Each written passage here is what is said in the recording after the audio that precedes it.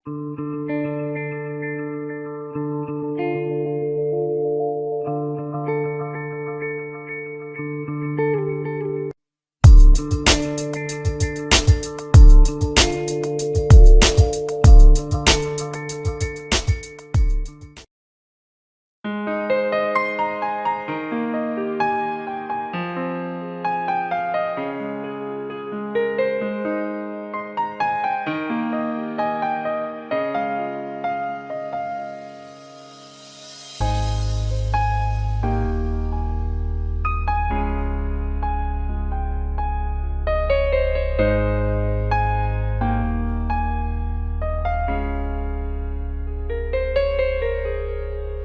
कोशिश की थी कि हम अपने जो भी हमारे पेशेंट्स हैं या जो हमारे बाकी पेट्रन्स हैं, हम उनसे डायबिटीज़ के बारे में बात कर रहे हैं। Diabetes is become such A common disease आज की डेट में कि अर्बन पॉपुलेशन में से एक बहुत बड़ा हिस्सा डायबिटिक्स का है। तो हमने सोचा कि हमको जब रहना है डायबिटीज़ के साथ में, we have to live with diabetes, तो लेट्स नो अबाउट इट।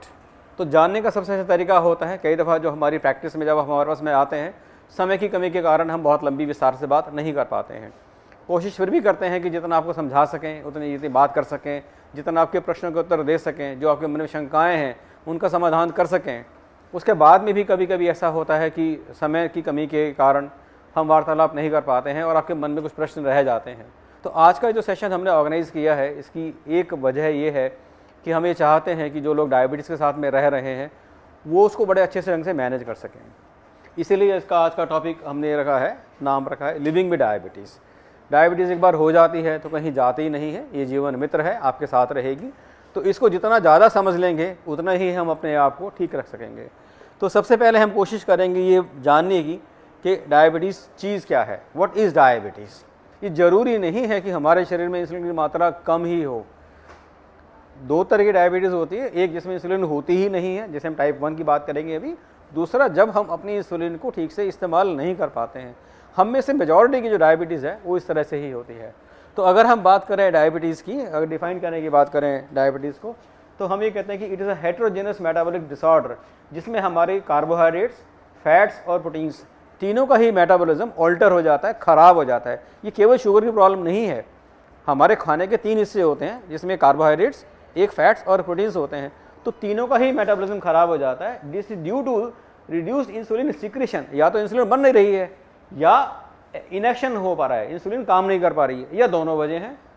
और इन सब की वजह से माइक्रोवैस्कुलर या मैक्रोवैस्कुलर कॉम्प्लिकेशंस हो जाती है। डायबिटीज़ पर से कुछ नहीं कहती है। शुगर कभी कभी आपकी 300, 350, 400, 500 होती है, आप आराम से घूम रहे होते हैं, आपको पता भी नहीं होता। सो दैट मीन्स खून की शुगर की मात्रा एक लेवल तक बढ़ने से अपने आप से कुछ नहीं तकलीफ पैदा कर रही है, लेकिन वो लॉन्ग टर्म में हमारी नाड़ियों को ब्लॉक करने के बाद में डिफरेंट कॉम्प्लिकेशंस पैदा कर रही है। इस सब को सब मिलाकर हम समझें, तब हम डायबिटीज़ की बात करें तो हमें ये समझने में आसानी होगी कि डायबिटीज़ क्या चीज़ है, क्यों हो रही है और कैसे इस पर हम विजय पा सकते हैं।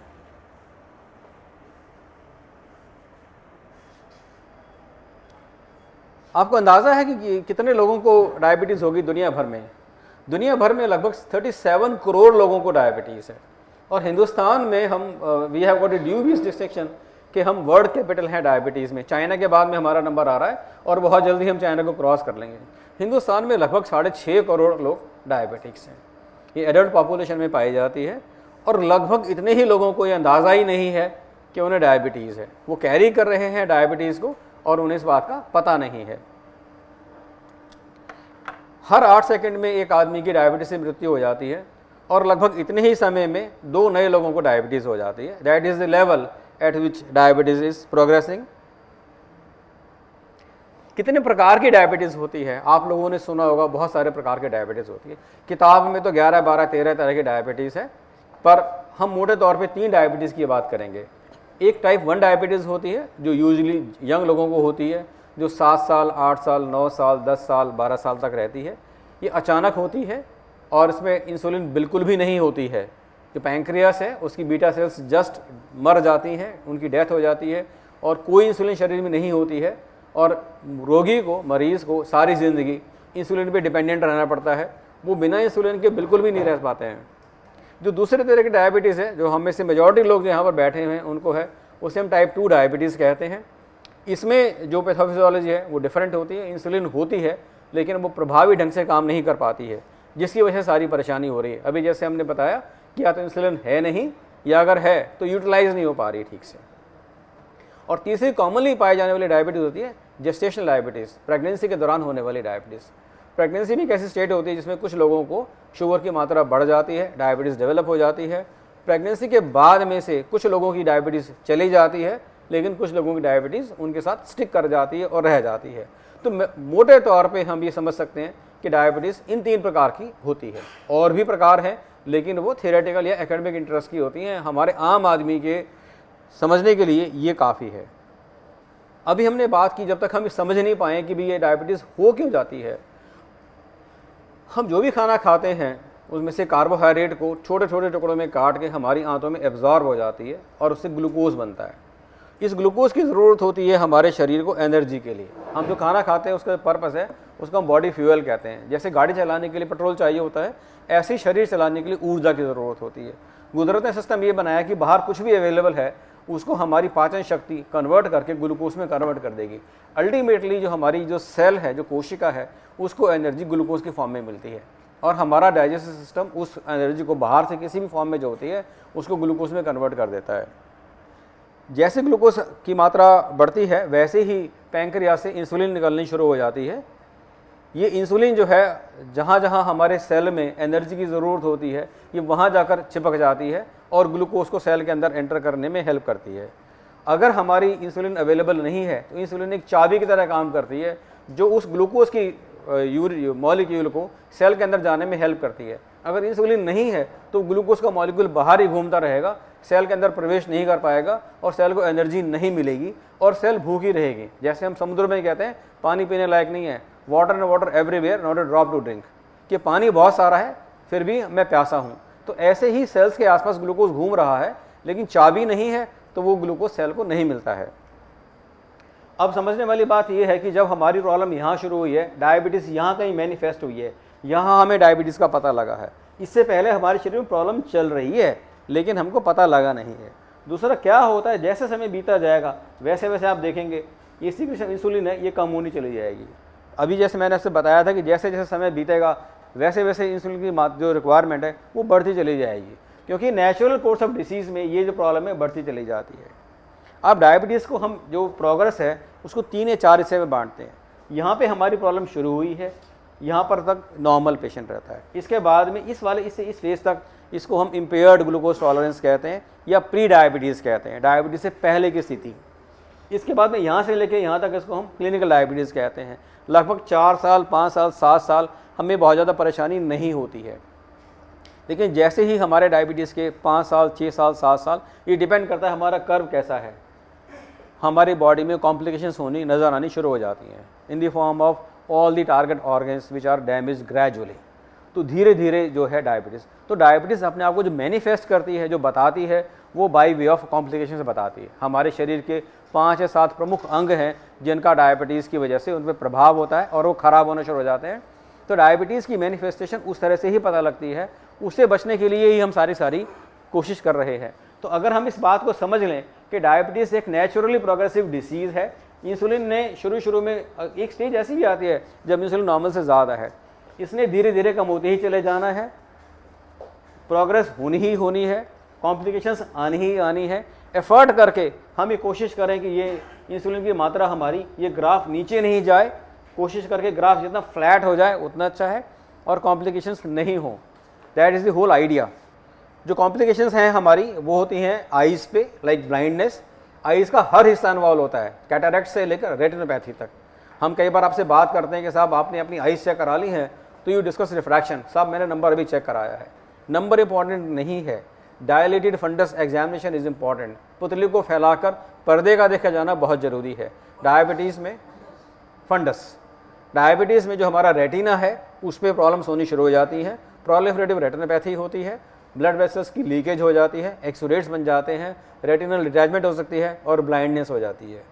कैटरैक्ट एक हिस्सा है डायबिटिक कॉम्प्लिकेशन का, पर ज़्यादा इंपॉर्टेंट होता है रेटिनोपैथी। आप में से कुछ लोगों की हो सकता है लेज़र थेरेपी भी हुई हो। जो लेज़र थेरेपी है वो रेटिना के लिए होती है और कैटरेक्ट के लिए हमें कैटरेक्ट सर्जरी करके नया लेंस लगाना पड़ता है। पर आँख एक प्रमुख हिस्सा है डायबिटीज़ में जो ख़राब हो जाता है। जो सेकंड इंपॉर्टेंट हिस्सा है वो है हमारा किडनी, गुर्दा। किडनी नॉर्मली आई जब हमारी इन्वॉल्व होती है तो ये यूजली इसमें पहले माइक्रोप्रोटीनयूरिया होता है, फिर मैक्रोप्रोटीनयूरिया होता है, फिर धीरे धीरे यूरिया और क्रिएटिनिन की मात्रा बढ़ने लग जाती है और किडनी पूरी तरह फेल हो जाती है और बहुत सारे पेशेंट्स को डायलिसिस की रिक्वायरमेंट आनी शुरू हो जाती है। ये भी डिपेंड करता है कि हमारी डायबिटीज़ कितनी पुरानी हो चुकी है और कितनी अनकंट्रोल्ड रही है। जो तीसरा इंपॉर्टेंट है हमारा हार्ट। डायबिटीज़ की बीमारी को जो उसका रिस्क फैक्टर है, it is taken as this cardiovascular risk equivalent. एक आम आदमी जो नॉन डायबिटिक है उसको अगर एक हार्ट अटैक हो चुका हो, उसको जितना खतरा होता है अगला हार्ट अटैक होने का, एक डायबिटिक को शुरू से ऐसे होता है। तो आप देखेंगे डायबिटीज़ एक वैस्कुलर बीमारी है, जहाँ जहाँ हमारी नाड़ियाँ ब्लॉक हो जाती हैं, आँख की नाड़ी ब्लॉक हुई आँख खराब, गुर्दे की नाड़ी ब्लॉक हुई गुर्दा खराब, हार्ट की नाड़ी ब्लॉक हुई हार्ट अटैक, ब्रेन की नाड़ी ब्लॉक होती है ब्रेन अटैक। हमारे पैर की नाड़ियाँ ब्लॉक हो जाने से पेरिफेरल वास्कुलर डिसीज़ होती है जिससे डायबिटिक फुट हो जाता है। आपने देखा होगा कि डायबिटीज़ में जो पैर में घाव हो जाते हैं उनको ठीक कर पाना आसान नहीं होता। डायबिटीज़ के घाव बढ़ते रहते हैं, उसकी दो वजह होती हैं। एक तो जो सेंसेशन की नसें हैं वो ख़राब हो जाती हैं, तुम सेंस नहीं कर पाते, चोट लग जाती है, पता नहीं लगता है। दूसरा जो ब्लड सप्लाई की जो नाड़ियाँ हैं वो ब्लॉक हो जाने की वजह से तो जो अच्छा खून है जो हमारे घाव को ठीक कर सकता है वो उस जगह पर पहुँच नहीं पाता है, तो घाव ठीक नहीं होता है। तो घाव एक तो ठीक नहीं होते हैं, धीरे धीरे बढ़ने लग जाते हैं और कभी कभी पैर काटने की नौबत आ जाती है। पहले अंगूठा कटता है, फिर आधा पाँव, फिर बिलोनी, फिर अबवनी, कुछ पता नहीं कहाँ तक जाएंगे। तो ये कॉम्प्लिकेशंस ही हमको डायबिटीज़ के बारे में बताते हैं कि डायबिटीज़ क्या कर सकती है। तो हाई ब्लड शुगर की वजह से हमारे डिफरेंट बॉडी पार्ट्स पे ये फ़र्क पड़ना शुरू हो जाता है। ऐसे ही जो हमारी पैर की नाड़ियाँ, हाथ की नाड़ियाँ हैं वो ख़राब हो जाती हैं। हम में से बहुत सारे लोगों को हाथ पैर में झंझनाहट, टिंगलिंग, पैरास्थीसिया, नमनेस महसूस नहीं हो पाना, चलते हैं तो ऐसा लगता है कि रुई के गद्दे पे चल रहे हैं, पैर चलते हुए चप्पल पैर से निकल जाती है। तो ये नाड़ियों की दिक्कत इस तरह की हो जाती है कि सेंसेशन चली जाती है। ये सारी की सारी चीज़ें मिलकर हमको ये बताती हैं कि डायबिटीज़ की वजह से होने वाले दुष्प्रभावों की वजह से ही डायबिटीज़ खतरनाक है। ये सारी की सारी जो कॉम्प्लिकेशंस हैं इरिवर्सिबल हैं, जहाँ तक पहुँच गई वहाँ तक पहुँच गई, इसके बाद आगे ही जा सकती हैं। लेकिन इतना ज़रूर है कि हम सही समय पे कोशिश करें, डायबिटीज़ को कंट्रोल में रखें, तो ये कॉम्प्लिकेशंस होने की जो रेट है, जो दर है, जो स्पीड है वो कम हो जाती है और कभी कभी हम डेफर कर सकते हैं और किसी किसी को तो हम रिवर्स भी कर सकते हैं। किन लोगों को डायबिटीज़ हो सकती है, कौन रिस्क पर रहता है डायबिटीज़ के पे? जो ओवरवेट हैं, जो ओबीज हैं, जो 45 साल के हैं या ऊपर हैं। हिंदुस्तान में ये उम्र अब 30 तक आगे आ गई है। जो फिज़िकली इनएक्टिव हैं, हमारी सबकी ज़िंदगी में आजकल आराम बहुत है।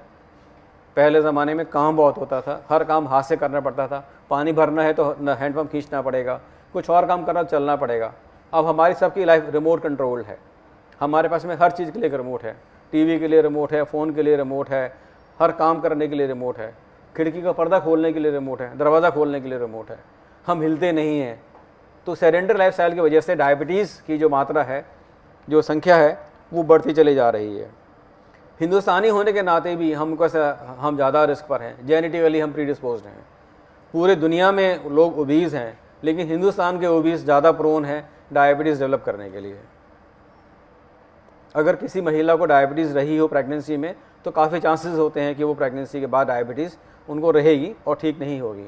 और इन लोगों को जिनको कोमॉर्बिड कंडीशंस होती हैं, लाइक हाई ब्लड प्रेशर है, उनको भी डायबिटीज़ होने की संभावनाएं ज़्यादा होती हैं।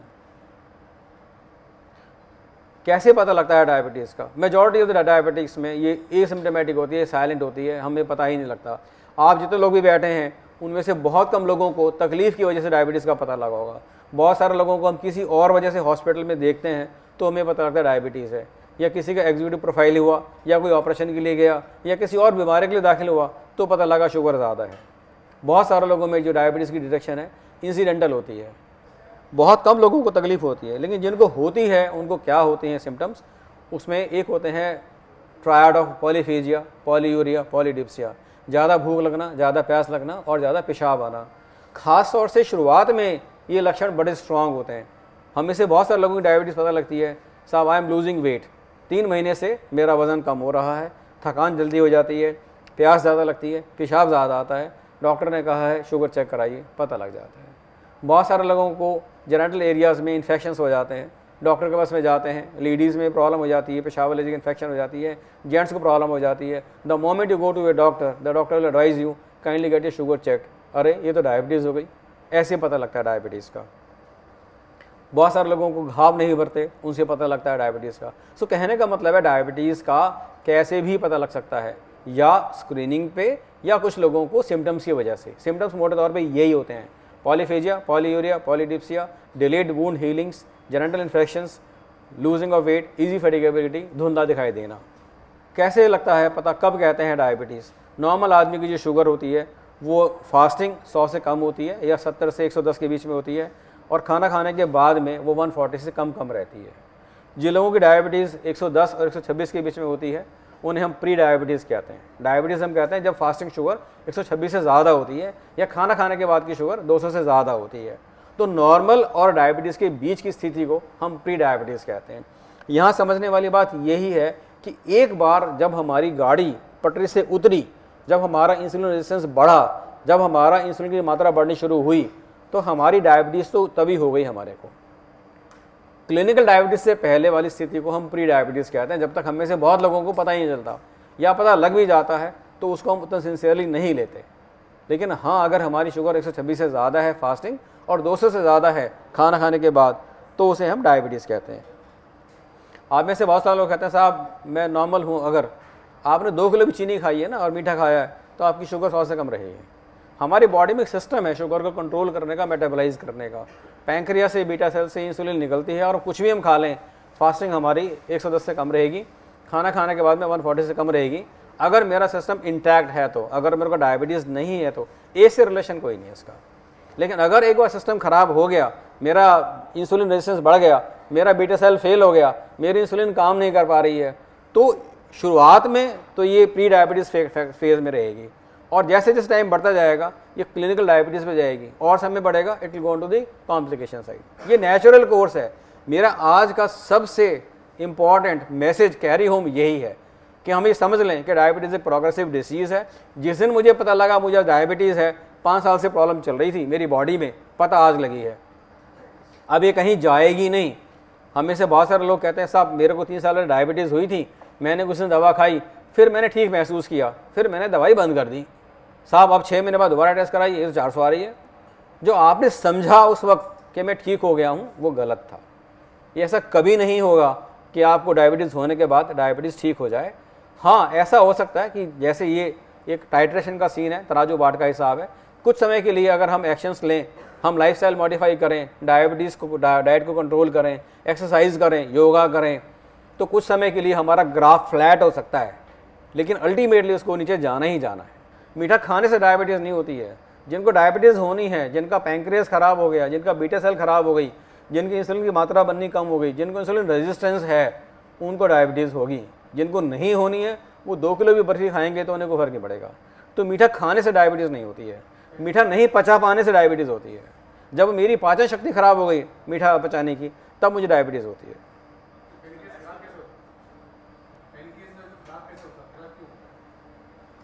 अभी मैंने बताया ना, इंसुलिन रेजिस्टेंस जब हमारी बॉडी में बढ़ जाती है, उसकी वजह हम ढूंढ रहे हैं। उसकी वजह बहुत सारी हैं, वो एक बिल्कुल साइंटिफिक टॉपिक हो जाता है। इसकी वजह दोनों होती हैं, जेनेटिक होती हैं, एनवायरनमेंट होती हैं। मैंने बताया जेनेटिक कैसे होती हैं। हिंदुस्तानी होने के नाते हमारे जीन्स में खराबी है। मेरे पेरेंट्स को अगर डायबिटीज़ है तो मेरी जीन में खराबी है, ये जेनेटिक है। मैं ओबीज़ हूँ तो मैं प्रोन हूँ डायबिटीज़ इसके डेवलप करने के लिए, इंसुलिन रेजिस्टेंस के लिए। ऐसा माना जाता है, अगर आप बहुत ज़्यादा पीछे जाना चाहें, अगर हम स्टडी करना चाहें हम ही को डायबिटीज़ क्यों हो रही है, तो ऐसा माना जाता है कि आज से 100 साल 200 साल पहले, 300 साल पहले खाने को नहीं मिलता था, फेमाइन था, अकाल पड़ते थे, रोटी नहीं मिलती थी। तो कुदरत ने एडजस्ट करने के लिए हमारे अंदर कुछ चेंजेस लाए। लेकिन अगर हम देखें पिछली सेंचुरी में plenty of food is available around, इसी से हमारे खाने की मात्रा आप देखो, एवरेज बॉडी वेट बढ़ जाता है, बच्चों में ओबेसिटी हो रही है, एडल्ट्स में ओबेसिटी है, हर एक आदमी ओबीज़ हो रहा है। तो हमारी जो क्षमता थी पचाने की जेनेटिकली वो कमज़ोर हो गई, इसलिए इंसुलिन रेजिस्टेंस की स्थिति पैदा हुई, इसलिए हमको डायबिटीज़ हुई। सबको नहीं होती है, जो लोग जेनेटिकली प्रीडिस्पोज होते हैं उन्हीं को होती है। सारे मोटों को डायबिटीज़ नहीं होती। आपने ऐसे मोटे भी देखे होंगे जो 120 किलो के हैं लेकिन डायबिटीज़ नहीं है, और ऐसे मोटे भी हैं जो 80 किलो के उनको डायबिटीज़ है। तो it is to do something with genetics. लेकिन पैथोलॉजी जो है वो इंसुलिन रेजिस्टेंस से शुरू होती है, पैथोलॉजी बीटा सेल फेलियर से शुरू होती है। जिनकी बीटा सेल फेल होगी, जिनका इंसुलिन रेजिस्टेंस ज़्यादा होगा, उन्हें डायबिटीज़ होगी।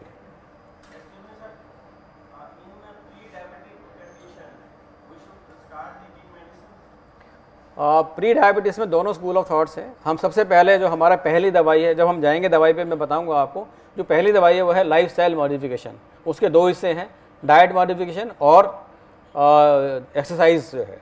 हम में से मेजॉरिटी का काम वहाँ से चल जाता है, लेकिन इसके बाद में भी एक स्कूल ऑफ थॉट जो कहता है कि वी शुड स्टार्ट मेटफॉर्मिन 200 से पहले ही, 140 और 200 के बीच में। फास्टिंग 111 और 26 के बीच में है, तो उसको इम्पेयर्ड फास्टिंग ग्लूकोज कहते हैं। अगर हमारी खाना खाने के बाद की शुगर 140 और 200 के बीच में है, तो उसको इम्पेयर्ड ग्लूकोज टॉलरेंस कहते हैं। ये दोनों ही we start with the lifestyle modifications in the form of dietary modification as well as the exercise. आवश्यकता पड़ती नहीं है, अगर हम उसको मॉनिटर करते रहें। हर महीने हम अगर देखें कि with lifestyle modifications and with exercises, diet and exercise, हमारी शुगर कंट्रोल में चल रही है और हमारा HbA1c अराउंड 6.5 चल रहा है, तब दवाई की ज़रूरत नहीं है। लेकिन इसके बाद भी अगर HbA1c 7 आ जाता है, we can start with metformin. सबसे सेफ दवाई है and which hits at the root of the problem, जो इंसुलिन रेजिस्टेंस को ठीक करती है, जो हमारा कारण है, जो हमारी बीमारी का कारण है इंसुलिन रेजिस्टेंस, मेटफॉर्मिन वहाँ हिट करती है। So metformin can be started in case the lifestyle modifications fail and our sugars are not getting controlled. तो सबसे पहले, लेकिन हम जब हमको पता लगेगा हम प्री डायबिटिक्स हैं, तो we start with the lifestyle modifications. अभी हम आएंगे उस पर, अभी तो हमारी बात चल रही है, we are coming to that. आज का दूसरा जो मैसेज है वो यही है that we have to try to target, कि हमको टारगेट्स तक लेकर आना है। तो क्या टारगेट्स हैं, मैं अभी बात करूंगा आपसे। तो जब पहली बार हॉस्पिटल आएंगे तो हम आपका चेकअप करेंगे। चेकअप में आप कहते हो साहब शुगर हो गई, शुगर चेक करिए। बात करता हूँ यार क्यों आप इस चक्कर में पड़ते हो। तो मैं कहता हूँ जब शुगर हुई है तो हमें तो पता लगी, ये टिप ऑफ द आइसबर्ग है। जैसे गेहूं में घुन लग जाता है, बाहर से आप गेहूं को देखते रहिए, आपको पता ही लगेगा कि घुन लगा है या नहीं लगा है, ठीक है कि नहीं। तो लेकिन एक स्टेज के बाद में जब अंदर से वो गेहूं को खाली कर लेता है, दीपेश के पास आना प्लीज, तो जब घुन खाली हो जाता है, गेहूं खाली हो जाता है, तो पता लगता है कि गेहूं ने सारा गेहूं खा लिया। तो ऐसे ही हमारी डायबिटीज़ है। तो जब हमको ये पता लगा कि डायबिटीज़ है, तो हमको ये देख लेना चाहिए, तो हमें देखना चाहिए शरीर में और कहाँ कहाँ दिक्कतें आई हैं। किसी की शुगर हो सकता है शुरू होने के 2 साल बाद पता लग जाए, किसी की शुगर पता लगा 5 साल पता लगी, किसी की शुगर पता लगा जब वो कॉम्प्लिकेशन पर पहुँच गया तब पता लगी। पहली बार गए पता लगा आई काम नहीं कर रही, शुगर पता लगी। पहली बार हार्ट अटैक हुआ, पता लगा शुगर ही है। किडनी खराब हुई, पता लगा शुगर आज पता लगी है। तो डिटेक्शन का जो कोई सेट पीरियड नहीं है, एवरेज 4 से 5 साल हम बताते हैं, लेकिन हर आदमी की सिचुएशन पे कितनी जल्दी डॉक्टर को अप्रोच करता है, डिपेंड करता है। प्री डायबिटीज़ कैसे पता लगी? सपोज कोई आदमी अलर्ट है, एक्टिव है, एग्जीक्यूटिव प्रोफाइल कराया, पता लगा प्री डायबिटीज़ है, जल्दी पता लग गया, जल्दी एक्शन लेंगे, लंबी लाइफ अच्छी जिएंगे, राइट। तो हम वर्कअप करते हैं देखने के लिए कि कहाँ कहाँ प्रभाव हो चुका है। तो शुगर करते हैं, फास्टिंग पीपी दोनों करते हैं, किडनी फंक्शंस करते हैं देखने के लिए कि किडनी पे फ़र्क पड़ा है नहीं पड़ा।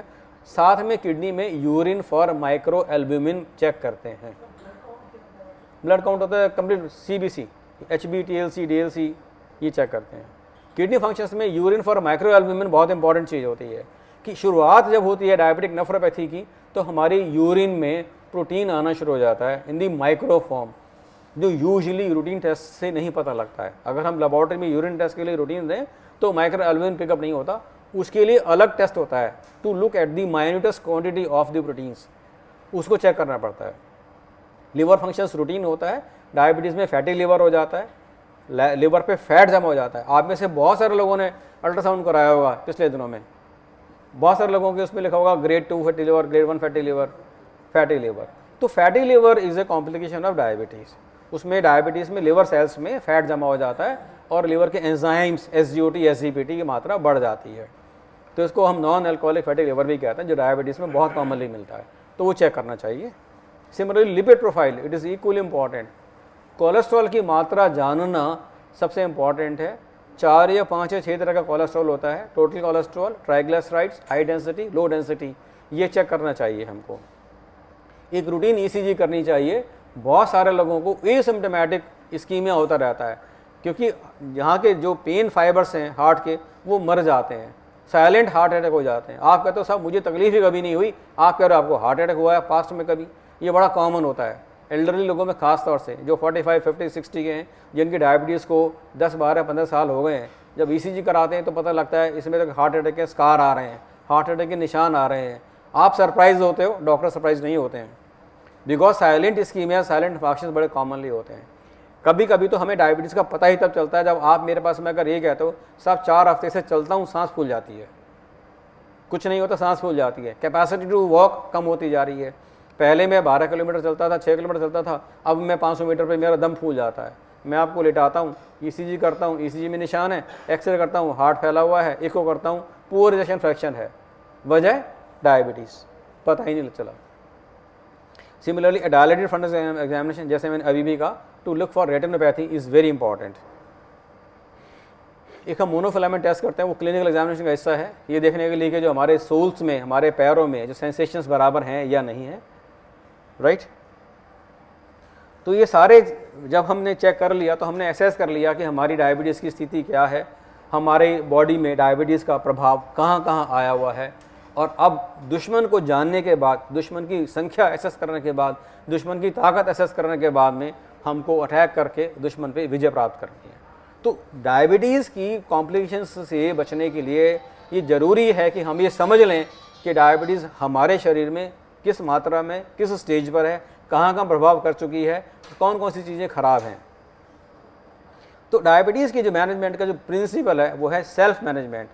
हर पेशेंट को अपना डॉक्टर खुद ही बनना है, क्योंकि हमको डायबिटीज़ के साथ में जीना है। मैं हर रोज़ डॉक्टर के पास बैठा नहीं रह सकता कि मैं हर रोज़ डॉक्टर के पास में जाके जैसे थाने में हाजिर लगाते हैं हाजिर लगाऊं। तो कोशिश करनी चाहिए कि हम डायबिटीज़ के बारे में जितना जान लें, जितना समझ लें, जितना ज्ञान अर्जित कर लें, and then doctor will act as a facilitator. वो आपको महीने में, 2 महीने में, 3 महीने में डॉक्टर आपको हेल्प करेगा to control your diabetes your self. कोशिश आपने खुद ही करनी है। The doctor will act as facilitator. कौन कौन से कंपोनेंट्स हैं हम उससे मैनेज करते हैं? तो सबसे पहला कंपोनेंट हमने रखा है पेशेंट एजुकेशन। जितना आप बीमारी के बारे में जान लेंगे उतना अच्छा रहेगा। Second is that we do lifestyle modification, then we do exercise, and then we do drugs, and then we do monitoring. Education में कौन आपकी मदद कर सकता है? एजुकेशन में सबसे पहले जो आपके जिस डॉक्टर से आप बात करते हैं, they will spend some time with you whenever you are visiting them. कहीं कहीं डायबिटीज़ एजुकेटर अवेलेबल होता है, कहीं कहीं डायबिटीज़ सेल्फ हेल्प ग्रुप्स होते हैं। जैसे सेमिनार, जैसे आज हम यहाँ पर बैठे हैं, आप डायबिटीज़ के बारे में जान पा रहे हैं। बहुत सारे NGOs हैं जो अलग अलग जगह पे डायबिटीज़ के लिए कैंप लगाते हैं, स्क्रीन कैंप लगाते हैं, एजुकेशन एक्टिविटीज़ करते रहते हैं। पैम्फलेट्स अवेलेबल होते हैं, लिटरेचर अवेलेबल है, और आजकल इंटरनेट बहुत अच्छा साधन है डायबिटीज़ के बारे में जानने का। बस मेरी इतनी रिक्वेस्ट है, don't go after the crap. अभी पीछे कहीं कोई सेशन हुआ, एक सेमिनार हुआ, किसी पर्टिकुलर पर्सन ने चैलेंज किया कि जी आप मेरे सेमिनार में आइए, 2 घंटे आप मेरे साथ में रहिए, 2 घंटे में मैं आपकी डायबिटीज़ दूर कर दूंगा, या वो रास्ता बता दूंगा जिससे आपकी डायबिटीज़ दूर हो जाती है। ऐसा नहीं होता है। It can not happen, it is not happening, right. So ऐसे बहुत सारे लोग होते हैं जो आपसे ऐसी बातें कर सकते हैं। Kindly do not listen to those किसी भी प्रकार से। इसीलिए मैंने आपको बताया कि जब आप एक बार नेचुरल हिस्ट्री और पैथोलॉजी समझ लेंगे, तब आप अगर कोई क्लेम कर भी रहा है तो चेक तो करेंगे कि जो कह रहे हैं ठीक कह रहे हैं या नहीं कह रहे हैं। माइंड तो साइंटिफिक कम से कम हो। सबसे इंपॉर्टेंट हिस्सा आ जाता है फिर हमारे पास में डाइट का। जब हम लाइफस्टाइल मॉडिफाई करने की बात करते हैं तो सबसे पहले इसमें 2 कंपोनेंट्स हैं, एक है खाना और एक है एक्सरसाइज। खाने के बारे में जैसे ही डायबिटीज़ होती है, एक ग्लूमी पिक्चर दिमाग में आ जाती है, एक बड़ा अवसाद हो जाता है, बड़ी गमी हो जाती है, यार ले बैठे बैठे डायबिटीज़ हो गई, मेरी ज़िंदगी से तो सारे रस, रंग, गंध, स्वाद सब चले गए। एक पेनलाइजिंग की एक फीलिंग मन में आती है कि यार ये सारे लोग तो मिठाई खाएंगे और बड़ी बढ़िया बढ़िया चीज़ें खाएंगे, मेरे को खाने को कुछ नहीं मिलेगा। मैं आपसे बताना चाहता हूँ कि डायबिटीज़ का जो रोगी है उसको भी खाना खाने में उतना ही आनंद आ सकता है जितना किसी और आदमी को होता है। सबसे पहले हमको समझना पड़ेगा हम खाना क्यों खाते हैं। खाना हम खाते हैं जिंदा रहने के लिए, खाना हम खाते हैं as body fuel. Body fuel क्या होता है? जैसे मैंने बताया, कुदरत ने हमारी मशीनरी बनाई है, बाहर कुछ भी हो अवेलेबल, हमारे सेल को ग्लूकोज चाहिए, हमारे को स्टोर करने के तौर पे फैट चाहिए, बॉडी बिल्डिंग के लिए प्रोटीन चाहिए। बाहर किसी भी फॉर्म में ये चीज़ अवेलेबल है।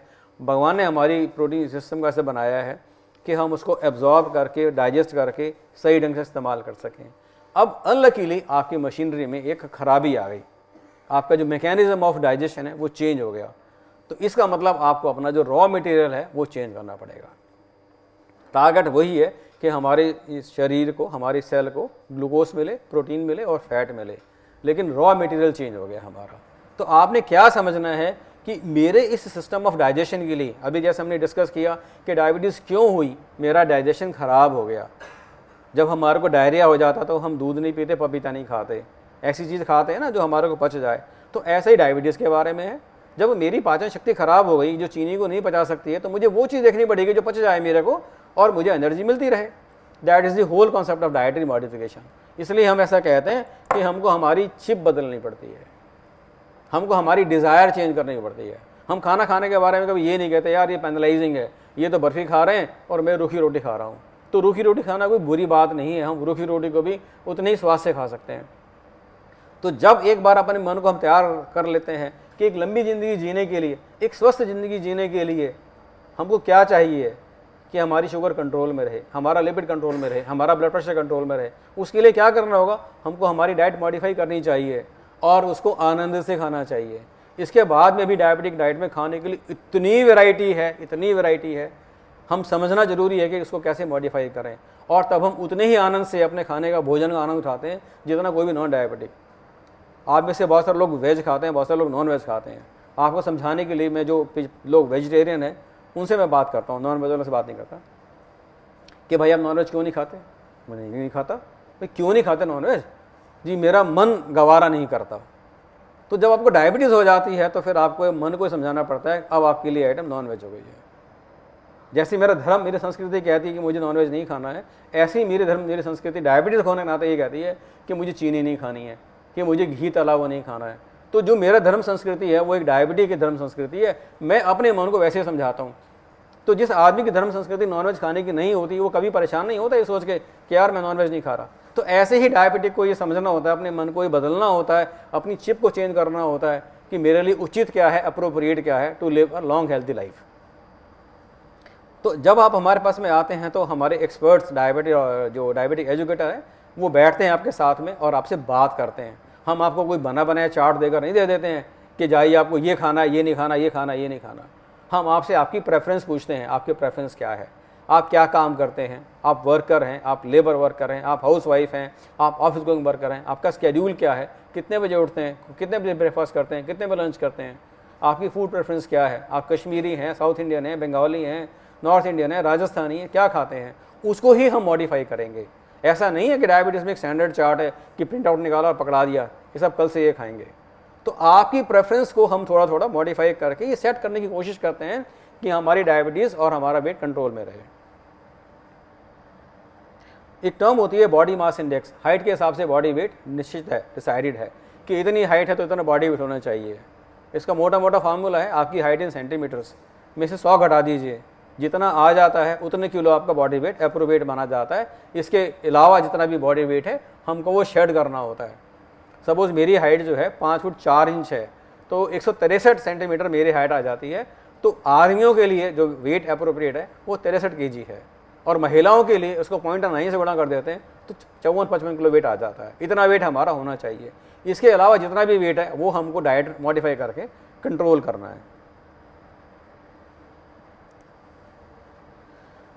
तो जितने भी कैलोरीज हम खाते हैं उसको हम 3 हिस्से में बांट देते हैं, फैट्स में, प्रोटीन्स में और कार्बोहाइड्रेट्स में।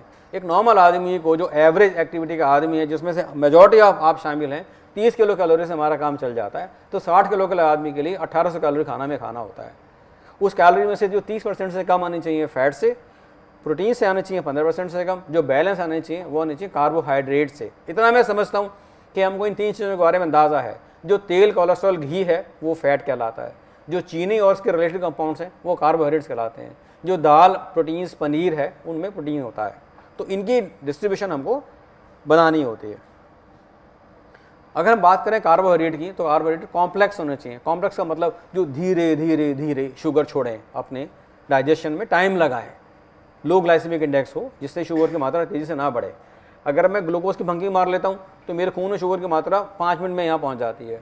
लेकिन अगर मैं कोई सेलुलोज की चीज़ खाता हूँ, जो स्टार्च जैसी चीज़ खाता हूँ, जो हाई फाइबर है, तो शुगर की मात्रा मेरे खून में धीमे धीमे धीमे बढ़ती है। हमको वही चाहिए, हमको जर्क नहीं चाहिए, झटका नहीं मारना है। तो धीमे धीमे शुगर की मात्रा बढ़ेगी तो हमारा जो डिसीज्ड पैंक्रियाटिक सिस्टम है उसको एब्जॉर्ब करके उसके बराबर की इंसुलिन बनाकर इफेक्टिव करके पचा पाएगा। जो फैट्स हैं दे शुड आइडियली भी पॉलीअनसैचुरेटेड। इसके बारे में बहुत ज़्यादा आपके सवाल आते हैं कि हम घी खाएं ना खाएं, मक्खन खाएं नहीं खाएं, कौन सा वाला ऑयल खाएं।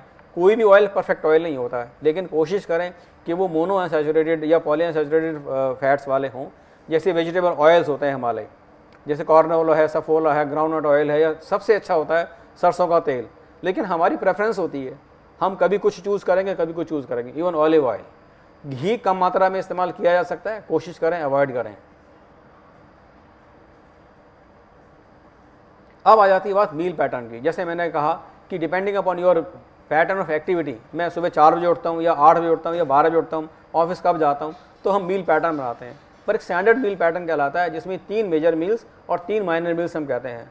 ब्रेकफास्ट, लंच और डिनर को हम मेजर मील कहते हैं, और 10 बजे की मिड मॉर्निंग को, 4 बजे की शाम की चाय को या 10 बजे के दूध को हम माइनर मील कहते हैं। तो मोटे तौर पे हम 6 मील्स का सिस्टम रखते हैं, लेकिन हर आदमी के हिसाब से वो मील पैटर्न चेंज हो सकता है, वो वेरी कर सकता है। वो डिपेंड करेगा हमारा लाइफस्टाइल क्या है, हमारा पैटर्न क्या है।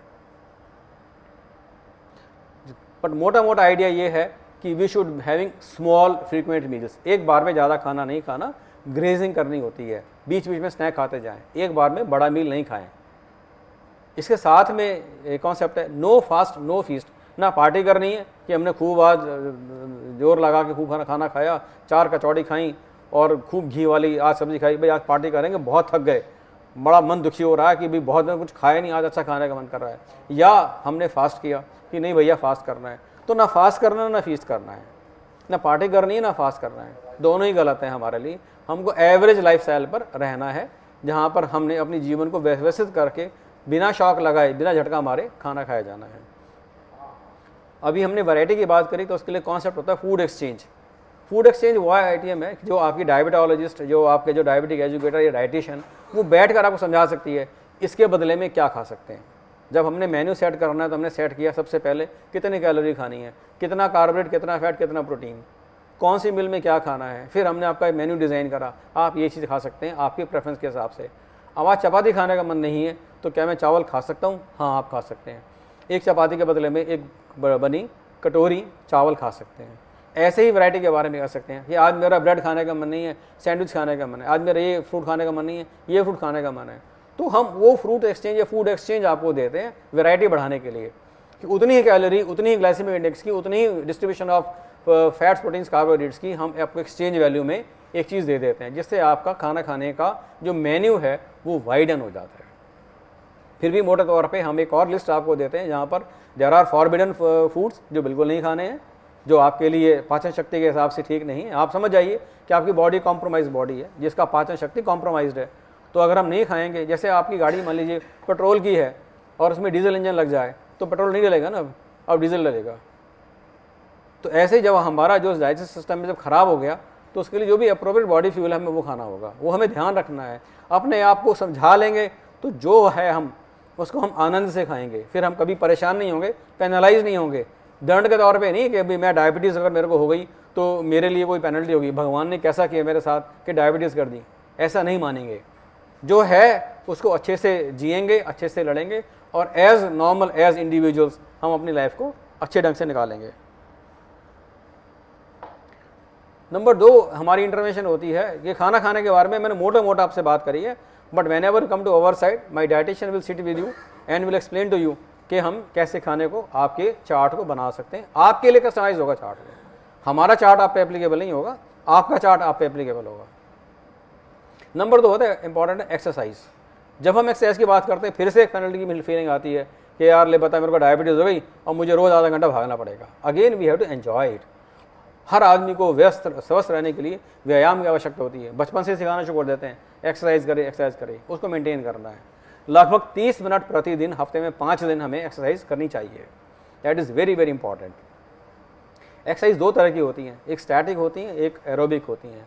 जो एरोबिक होती हैं उन्हें कार्डियो भी कहते हैं। कोशिश करिए कि जितनी भी एक्सरसाइज हों वो एरोबिक हों, जिनमें चलना और वॉक करना सबसे आसान काम होता है। जब आप शुरू करना चाहें सबसे पहले वॉक करिए। अभी आप 500 मीटर जा रहे हैं, पहले 500 मीटर जाइए, फिर 700 मीटर जाइए, फिर 1 किलोमीटर जाइए, फिर 2 किलोमीटर जाइए, फिर 3 किलोमीटर जाइए। धीमे धीमे धीमे अपना स्टेमिना बिल्डअप करिए। अगर आज डायबिटीज़ हुई है और आज मुझसे बात हुई है और कल ही जाकर बोला साहब मैं 4 किलोमीटर चलूँगा, नहीं बनेगी बात। तो ग्रेजुअली एंड ग्रेजुअली आपको अपना स्टेमिना बिल्डअप करना होता है, बहुत धीमे धीमे से। कोशिश करें स्टैटिक ना करें, वेट लिफ्टिंग जैसी एक्सरसाइज नहीं करनी चाहिए।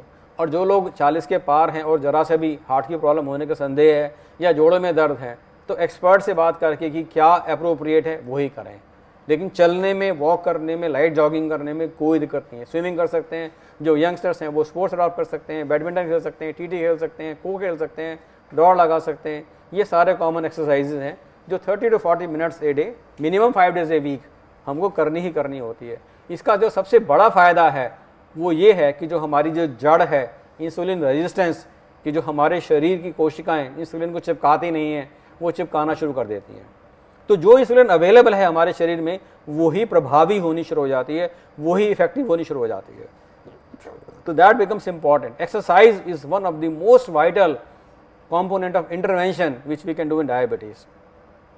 तो जब हम पहली सीढ़ी चढ़ लेते हैं डाइट मॉडिफाई की, जब हम दूसरी सीढ़ी चढ़ लेते हैं तो हमने अपनी एक्सरसाइज की, तब हम तीसरी सीढ़ी पे जाते हैं जहाँ पर हमको ड्रग्स कहते हैं, जहाँ पर दवाइयों की जो चीज़ें शुरू होती हैं। हमें से कुछ लोगों ने भी कहा कि साहब हमारी डायबिटीज़ चली गई। तो आप में से पहले बहुत सारे लोगों की जो पहले 6 महीने में, 7 महीने में, 8 महीने में हो सकता है आपको दवाइयों की ज़रूरत ना पड़े। मैं ऐसे बहुत सारे रोगियों को जानता हूँ जिन्होंने केवल योगा से अपनी 4-6 साल निकाल दिए। योगा करके डायबिटीज़ कंट्रोल में रही, पर ये कंट्रोल में ही रहती है, जाती नहीं है। ये ध्यान रखें हमेशा ही, ये फिर रहेगी।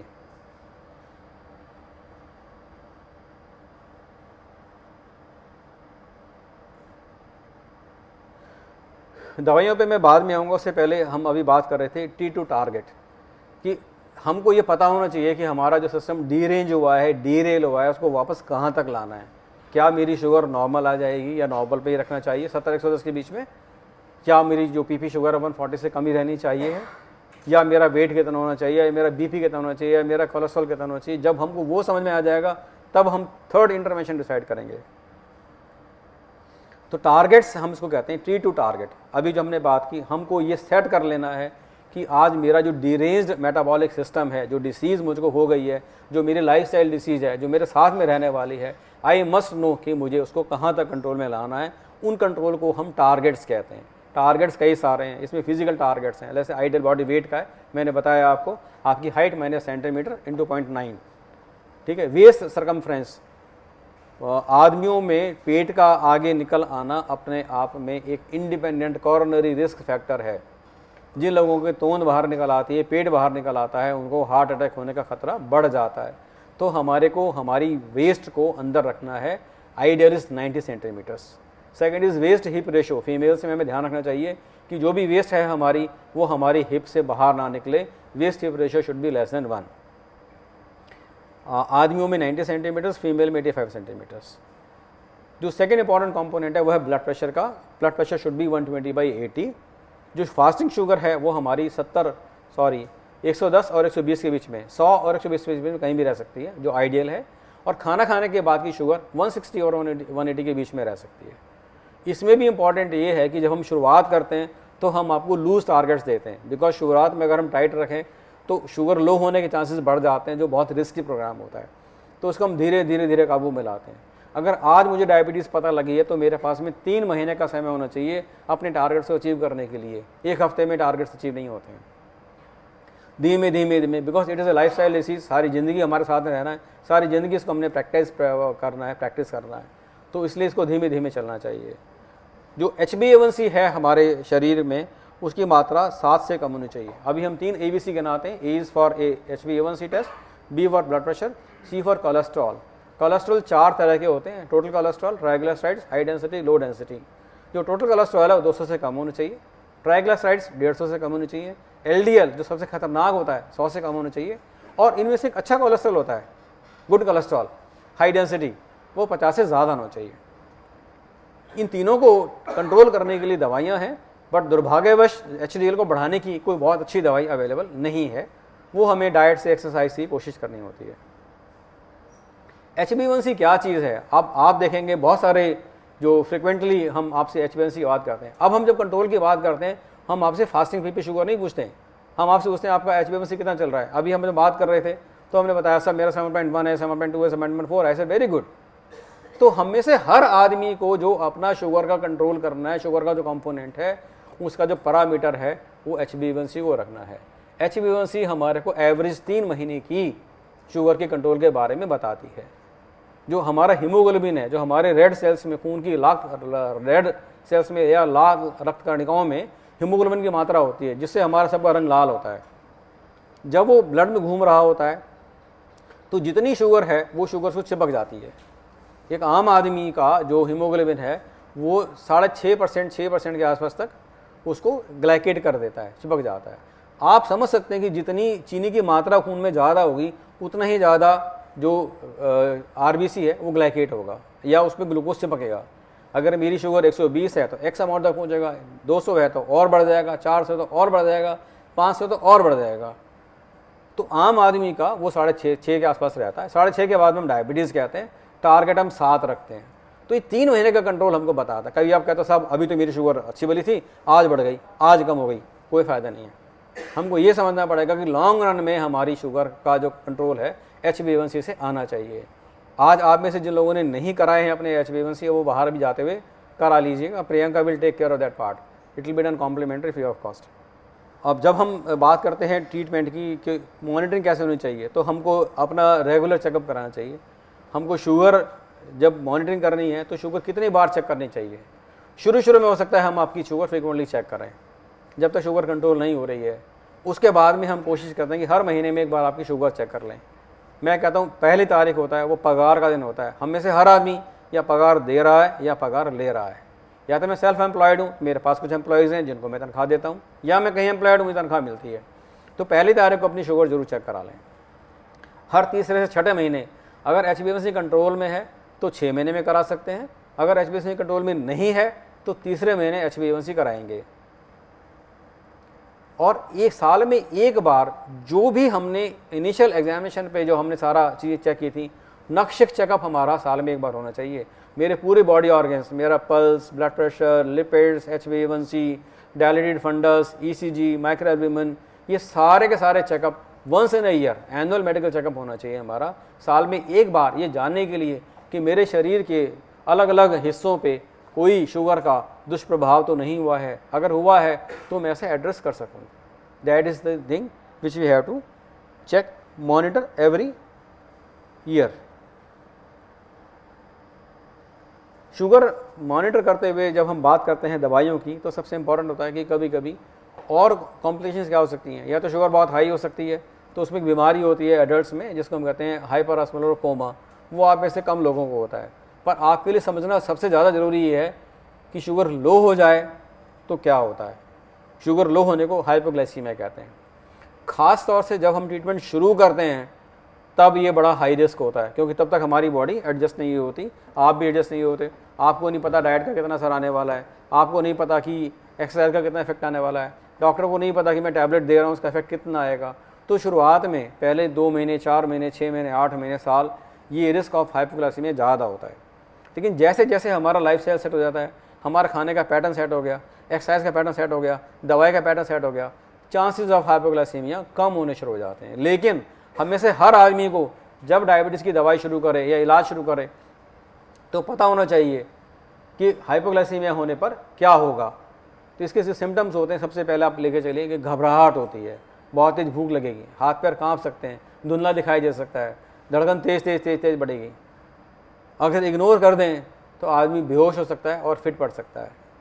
तो कोशिश करें कि जब हमको डायबिटीज़ है और अगर आपके पास में शुगर नापने का इंस्ट्रूमेंट नहीं भी है और कभी आपको ऐसी परेशानी हो जाती है कि जब आपको सिम्टम्स लगें हाइपोग्लाइसीमिया के हैं, तो काइंडली चीनी ले लें।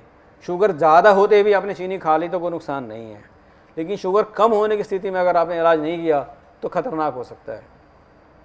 तो बिना शुगर चेक किए भी आप शक के बिना पर भी आप चीनी खा सकते हैं। कोशिश करें ग्लूकोज खाएं, जेब में कैंडी रखें और अपने आप को बचा लें। दूसरा ये इम्पॉर्टेंट है कि आपके घर वालों को भी, आसपास वालों को भी अंदाज़ा होना चाहिए कि आप डायबिटिक हैं।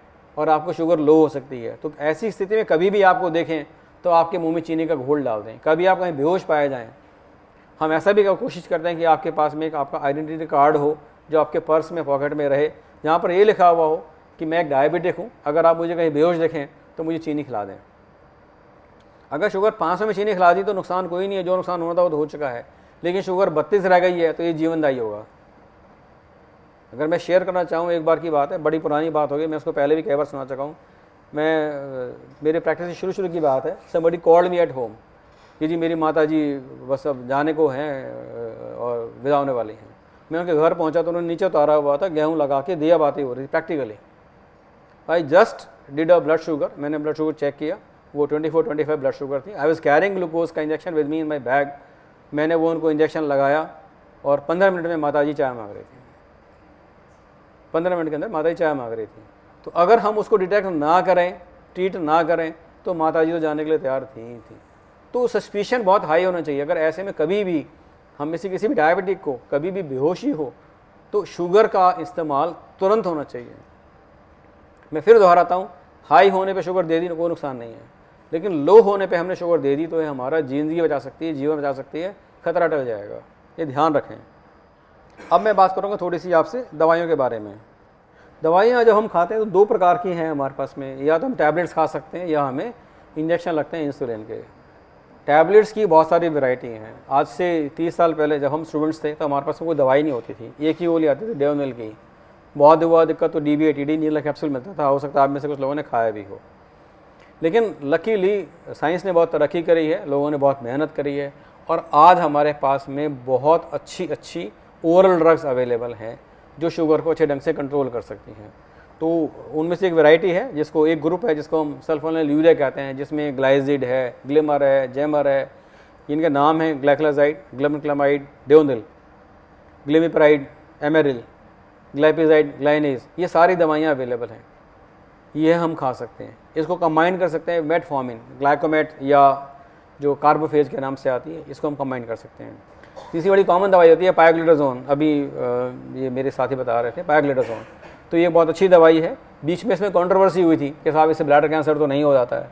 तो 7.5 milligram to 15 milligram per day की मात्रा में कोई ब्लैडर कैंसर का रिस्क नहीं होता है। लेकिन फिर भी जिन लोगों को कभी पास्ट में खून में, पेशाब में खून आ चुका हो या ब्लैडर कैंसर का रिस्क हो, तो उनमें हमें अवॉइड करनी होती है। साथ ही उन लोगों में जिनको हार्ट की प्रॉब्लम हो चुकी हो, दिल फैल चुका हो या पानी इकट्ठा हो जाता हो, उनमें पायोग्लिडाजोन इस्तेमाल नहीं करनी चाहिए। हर दवाई के बारे में कोई ना कोई प्रिकॉशंस हैं हमारे पास में। एक और कैटेगरी की ड्रग आती है जो हमारे इंटेस्टाइन से जो शुगर है उसको एब्जॉर्ब करने को कम करती है। वोगलिबोस की बात अभी हो रही थी, तो वोगलिबोस और एकारबोस ये जो है ये उस कैटेगरी में आती हैं। बायर की ग्लूकोबे के नाम से टैबलेट पहले आती थी, अभी शायद आती है, और एक आजकल कॉमनली वोगलिबोस इस्तेमाल करते हैं हम, एडवॉग या और बहुत सारी दवाइयाँ हैं। एक और कैटेगरी ऑफ ड्रग्स आपके पास में अवेलेबल है जो सो कॉल्ड महंगी है थोड़ी सी दवाई, ग्लिप्टिन्स कहलाती हैं, जिसमें सेक्साग्लिप्टिन, सीटाग्लिप्टिन, विल्डाग्लिप्टिन और लीनाग्लिप्टिन अवेलेबल हैं। और टेनिलग्लिप्टिन अभी आनी शुरू हुई है। ये रिलेटिवली एक्सपेंसिव ड्रग है, normally 30 to 40 to 50 rupees a day की थेरेपी आती है, जिसमें जेनोविया, चालरा, ये इस कैटेगरी ड्रग्स हैं, ये भी कंबाइन की जा सकती हैं। और सबसे नई एक और ड्रग कैटेगरी अवेलेबल हुई है हमारे पास में, उन्हें हम SGLT2 इनिबिटर्स कहते हैं। इसमें 2 दवाइयाँ हमारे पास में, डापाग्लिफलोजिन एंड कैनाग्लिफलोजिन। ये रिलेटिवली एक्सपेंसिव है, ये भी 40 to 50 रुपीज़ अ डे की थेरेपी है, but they are going to be very effective drugs. तो जब हम गोलियों की बात करते हैं, टैबलेट्स की बात करते हैं, तो आपके डॉक्टर आपको आपके हिसाब से, आपकी बैकग्राउंड के हिसाब से ये बताएंगे कि आपके लिए ये दवाएं सूट करती हैं, which can be used either alone और इन कॉम्बिनेशन। हो सकता है हम 1 ड्रग दें, 2 ड्रग दें, 3 ड्रग दें, 4 ड्रग दें। कोशिश करते हैं कि पहली दवाई डाइट, दूसरी दवाई एक्सरसाइज, तीसरी दवाई लिस्ट ऑफ ड्रग्स। और जब इनसे भी काबू नहीं आता शुगर हमारा, तो फिर हम इंसुलिन की बात करते हैं। अब इंसुलिन की बात करते ही सब हंगामा हो गया कि डॉक्टर साहब ने कैसी बात कर दी, लगता है डॉक्टर साहब की समझ कहीं चली गई है, अब तो मैं इंसुलिन पर आ गया, अब तो मेरा सारा काम ख़राब हो गया। और फिर जितने भी आसपास के सलाहकार हैं, आपके मिलने वाले जुलने वाले मित्र संबंधी रिश्तेदार, वो आपके घर पहुंच जाते हैं, भाई तेरे को क्या हो गया, ऐसी तेरी डायबिटीज़ कैसे हो गई, इंसुलिन तो मत लगाना भाई, इंसुलिन तो नहीं लगानी, कुछ भी हो जाए इंसुलिन नहीं लगाएंगे। मेरे समझ में नहीं आता ऐसा क्यों होता है। आप में से कोई बता सकता है ऐसा क्यों होता है? ऐसा होता है या नहीं होता है? जैसे ही डॉक्टर इंसुलिन की बात करता लगाने की, वैसे ही सारे के सारे रिश्तेदार इकट्ठे हो जाते हैं और एक ही स्वर में कहते हैं भाई तो कुछ भी कर लेना, एक बार लगा दिया तो आदत पड़ जाएगी, इंसुलिन तो लास्ट स्टेज आ गई तेरी डायबिटीज़ की। क्यों होता है ऐसा? एनीबडी? डर लगता है इंसुलिन से? अभी मैंने आपको बताया नेचुरल हिस्ट्री ऑफ डायबिटीज़ ये कहती है कि हम में से मेजॉरिटी लोगों को इंसुलिन पे जाने की आवश्यकता पड़ेगी। जैसे जैसे हमारा समय बीतेगा आप देखेंगे पहले मेरा 1 गोली से काम चलता था, फिर मेरी 3 गोली होगी, फिर मेरी 4 गोली हुई, अब 4 गोली से भी कंट्रोल हासिल नहीं हो रहा है। अब डॉक्टर साहब ने कहा कि साहब इंसुलिन लगेगी। तो इंसुलिन तो हमें आदत तो पड़ी हुई है, ये पैदाइशी हमें आदत है इंसुलिन की, तभी तो बीमारी हुई है। अगर हमारे शरीर में हमको इंसुलिन की आदत नहीं होती तो डायबिटीज़ भी नहीं होती, क्योंकि इंसुलिन की आदत है, आवश्यकता है, अवेलेबल नहीं है, काम नहीं कर रही, इसलिए बीमारी है। उसी के लिए सारा काम कर रहे हैं, गोली भी इसलिए खा रहे हैं, डाइट भी इसलिए कर रहे हैं, एक्सरसाइज इसलिए कर रहे हैं कि सारे काम करने के बाद में भी I repeat diet, exercise, 1 tablet, 2 tablet, 3 tablets, 4 tablets, बात नहीं बन रही है। तो इंसुलिन पे जाना उचित होता है, क्योंकि हमारा टारगेट है कि हमारा जो HbA1c है वो 7 से कम रहे। अगर वो कम नहीं रहेगा तो चाहे हम इंसुलिन लगाएं या ना लगाएं, हमारी जो कॉम्प्लिकेशंस हैं वो बढ़ने वाली हैं। हमारी आइज़ ख़राब हो जाएंगी, हार्ट अटैक का खतरा बढ़ जाएगा, स्ट्रोक का खतरा बढ़ जाएगा। उससे बचने के लिए सारा काम कर रहे हैं। मैं तो कहता हूँ शुक्र है बेंटिंग और बेस्ट का, जिन्होंने 1923 में हमें इंसुलिन का इजाद करके दिया। ये शुक्र है कि साइंटिस्ट का, जिन्होंने लेबॉर्ट्री में इंसुलिन बनाना शुरू कर दी। वरना आप यकीन नहीं मानेंगे, जो पहले इंसुलिन आती थी आज से 30 साल पहले, वो पिग से आती थी, सूअर से आती थी, और इंसुलिन बनाने के लिए सूअर पैदा किए जाते थे कि बाड़े के बाड़े में लाखों हज़ारों सूअर पैदा किए जा रहे हैं ताकि उनको मार के उनके पैंक्रियास से इंसुलिन निकाल के हम आदमी को दे सकें।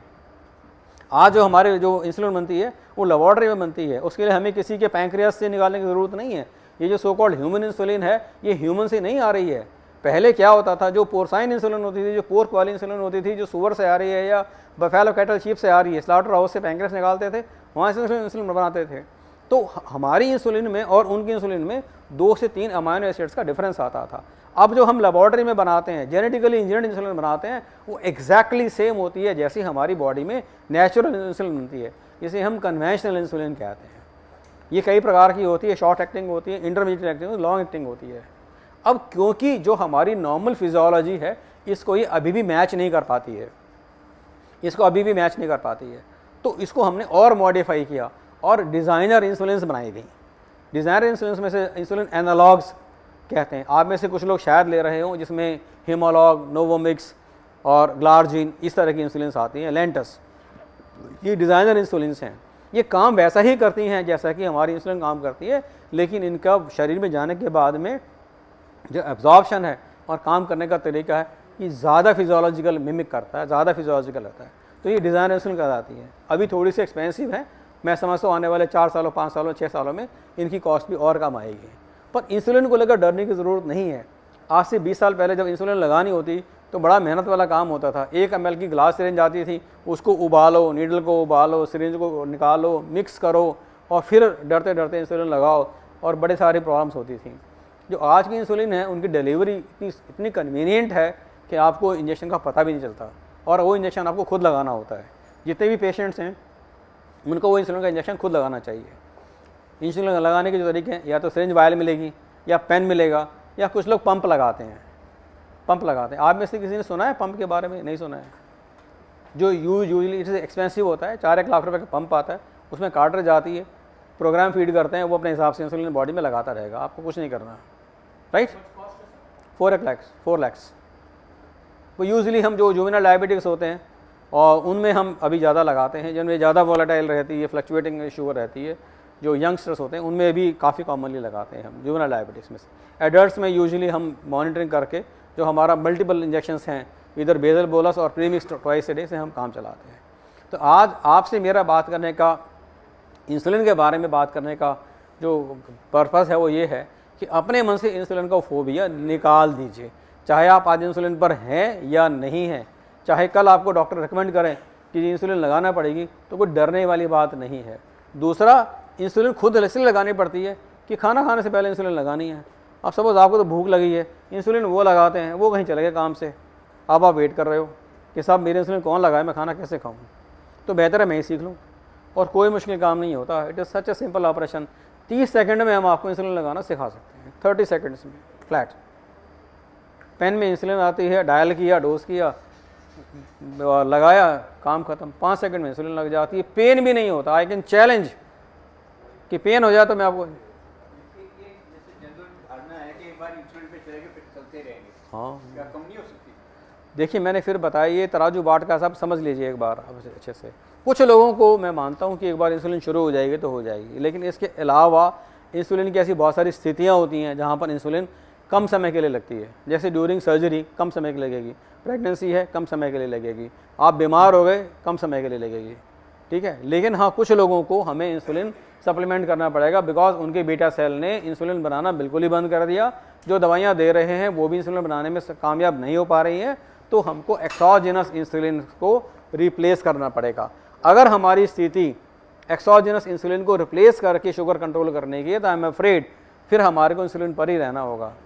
और मैं तो यूँ आपसे बात करता हूँ कि आप सब तो एडल्ट्स हैं, you are more than 40, 50, 60 years of age, आप इंसुलिन से क्यों डरते हैं? जो जुवेनाइल डायबिटिक बच्चा है बेचारा, 4 साल का, 5 साल का, 7 साल का, 10 साल का, 12 साल का, सवाल ही नहीं करता, पूछता ही नहीं है कि क्यों लगा रहे हो इंसुलिन, उसको तकलीफ नहीं होती। आपका बच्चा है, वो तो कभी मुझसे सवाल नहीं करता, उसको कोई नहीं समझाता कि तेरी इंसुलिन छुड़वा दूंगा, उसकी छुड़ा कोई नहीं पाया। अभी पीछे हमने योगा कैंप लगाया, एक हमारे साथी थे योगाचार्य, बोले साहब मैं डॉक्टर दाढ़ी वाला और मैं तो सबकी शुगर ठीक कर देता हूँ योगा से।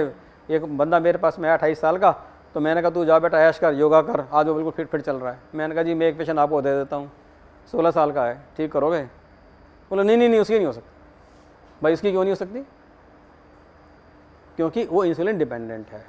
बट हमको ये साइकी है, ये हमारा मन है, क्योंकि हमारे मन को समझा दिया जाता है कि तेरे को इंसुलिन क्यों लगानी है, तेरे तो इंसुलिन में छुड़वाता हूँ अभी, तेरे को मैं दवाई देता हूँ अभी, तू क्यों इंसुलिन में चक्कर पड़ रहा है? वो ऐसा है नहीं। If a doctor has decided that insulin is the right drug for you, he has given enough consideration to all your background, तब प्रिस्क्राइब किया इंसुलिन आपको, तो उचित है। आपने थोड़ी फैसला किया मैं इंसुलिन ले रहा हूँ, या डॉक्टर को फिट पड़ गया कि तेरे को इंसुलिन लेके हैं। The doctor has decided after going through your records कि साहब आपने डाइट कंट्रोल अच्छा कर लिया, एक्सरसाइज अच्छा कर रहे हो, 4 दवाइयाँ मैं इस्तेमाल कर चुका हूँ, फिर भी मेरे टारगेट्स मीट नहीं कर रहे हैं, T2 टारगेट, तो नेचुरली जो नेक्स्ट सप्लीमेंट है, जो नेक्स्ट इंटरवेंशन है, मुझे वो यूज़ करनी है। और उसका बेस्ट तरीका यह कि I will give you the best insulin, I will give you the best delivery device, I will give the least possible pain, and I will teach you, I will train you, तब insulin लगेगी ना। और वो मैं तो कहता sugar है, अगर इंसुलिन ना हो, चलो मैंने मान लिया कि मैं इंसुलिन नहीं लगाता, आपको क्या होगा? इमेजिन सपोज इंसुलिन बंद हो जाती है, बंद नहीं, फैक्ट्री में स्ट्राइक हो गई, 2 साल इंसुलिन अवेलेबल नहीं हुई, क्या होगा?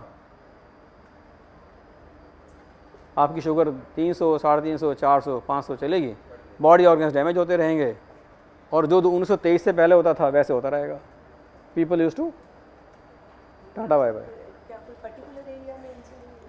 इंसुलिन लगाने के बहुत सारे एरिया है हमारे पास में, भगवान ने इतना बड़ा पेट हमारे को दिया है, पेट के ऊपर स्किन में लगती है इंसुलिन, पेट में नहीं लगती इंसुलिन, स्किन में लगती है। स्किन जहाँ जहाँ वहाँ लग सकती है, दोनों डेल्टा पे लग सकती है, थाइस की लेटरल एस्पेक्ट लग सकती है, ये सारे पेट पे लग सकती है, पीछे लग सकती है, और इतना लीस्ट पेनफुल होता है कि आपको पता भी नहीं चलेगा कि इंसुलिन आप इसमें लगा रहे हैं। आई बिलीव कोई ना कोई जरूर लगा रहा होगा। Somebody can share an experience. Sir मैं पिछले 10 साल से लगा रहा हूँ। कितनी तकलीफ होती है? तकलीफ कितनी होती है? आपको तकलीफ होती है लेटेस्ट लगाने से? और कोई है जो बताएं जिसको तकलीफ हो रही हो? ना वाला तो हैं बहुत सारे यहाँ पे।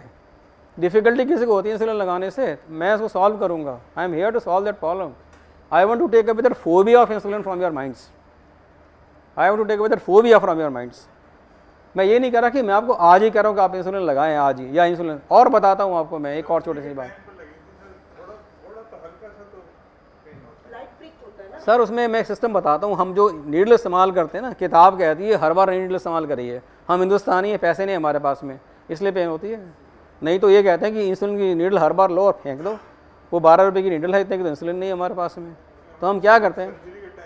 तो हम क्या रिकमेंड करते हैं? सर 30 गेज की नीडल है, सिलिकॉनाइज 30 गेज, दिखाई देने में भी मुश्किल आती है आँख से।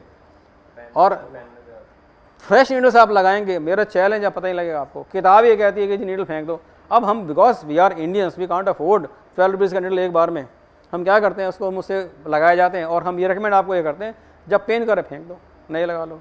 आपने 5, 6, 7, 8, 9 इंजेक्शन लगा लिए, अब लास्ट वाले इंजेक्शन में हल्की सी प्रिक पेन हुई, उसको निकाल दो, नई नीडल लगा लो, पेन नहीं होगी। नीडल चेंज करने का जो क्राइटेरिया है वो यही है कि जब आपकी नीडल पेन करने लगे नीडल चेंज कर दीजिए, एज सिंपल एज दैट। किसी भी इंजेक्शन में इससे कम पेन मतलब नहीं हो सकती है जितनी पेन इंसुलिन लगाने से होती है। और हमको खुद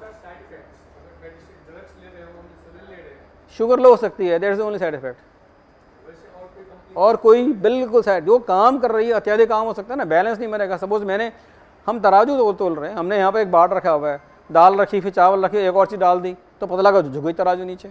तो अगर हमने शुगर कम करने के लिए 3 इंटरवेंशन पहले कर रखी है, चौथी इंटरवेंशन करी, मेजर ठीक से नहीं हो पाई, शुगर लो हो सकती है, that is the only side effect.